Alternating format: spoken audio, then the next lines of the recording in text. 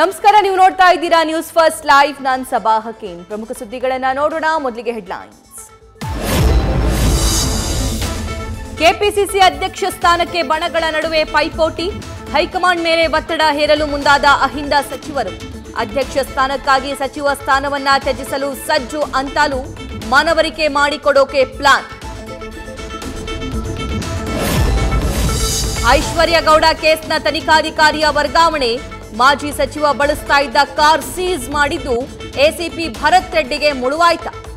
ಸ್ಥಳವನ್ನು ತೋರಿಸದೆ ಟ್ರಾನ್ಸ್ಫರ್ ಮಾಡಿರೋ ಇಲಾಖೆ. ಆನ್ಲೈನ್ ಗೇಮಿಂಗ್ಗೆ ದಾಸರಾಗಿ ಡಿಪ್ರೆಷನ್, ಸಾಲ ಸೂಲ ಮಾಡಿಕೊಂಡು ಸಾವಿನ ಶೂಲಕ್ಕೆ ಶರಣಾಗ್ತಿರೋ ಯುವ ಜನರು. ಬೆಳಂದೂರು ಠಾಣಾ ವ್ಯಾಪ್ತಿಯಲ್ಲಿ ಆತ್ಮಹತ್ಯೆಗೆ ಶರಣಾದ ಆಟೋ ಡ್ರೈವರ್. ದಿನೇ ದಿನೇ ಹೆಚ್ಚಾಗ್ತಾ ಇರುವ ಸಾವಿನ ಸಂಖ್ಯೆ. 75 ಲಕ್ಷ ರೂಪಾಯಿ ವೆಚ್ಚದಲ್ಲಿ ಮಾಡಿಸಿದ ಸಿಸಿ ರೋಡ್ ಸಂಪೂರ್ಣ ಕಳಪೆ.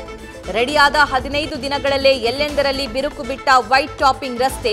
ಡಾಂಬರ್ ರಸ್ತೆ ಮೇಲೆ ವೈಜ್ಞಾನಿಕವಾಗಿ ಕಾಮಗಾರಿ ಅಂತ ದಾವಣಗೆರೆ ಜನರ ಆರೋಪ.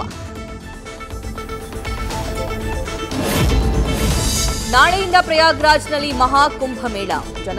ಫೆಬ್ರವರಿ 26ರವರೆಗೂ ನಡೆಯೋ ಕುಂಭದಲ್ಲಿ ಪುಣ್ಯ ಸ್ನಾನಕ್ಕಾಗಿ 3 ಕೋಟಿಗೂ ಹೆಚ್ಚು ಜನ ಬರೋ ನಿರೀಕ್ಷೆ. ಸಕಲ ಸಿದ್ಧತೆಗಳನ್ನು ಮಾಡಿಕೊಂಡ ಯುಪಿ ಸರ್ಕಾರ. ಅಹಿತಕರ ಘಟನೆ ನಡೆಯದಂತೆ ಪೊಲೀಸ್ ಭದ್ರತೆ. ನ್ಯೂಸ್ ಫಸ್ಟ್, ನಿರ್ಭೀತಿಯಿಂದ ನಿಮ್ಮ ಪರವಾಗಿ.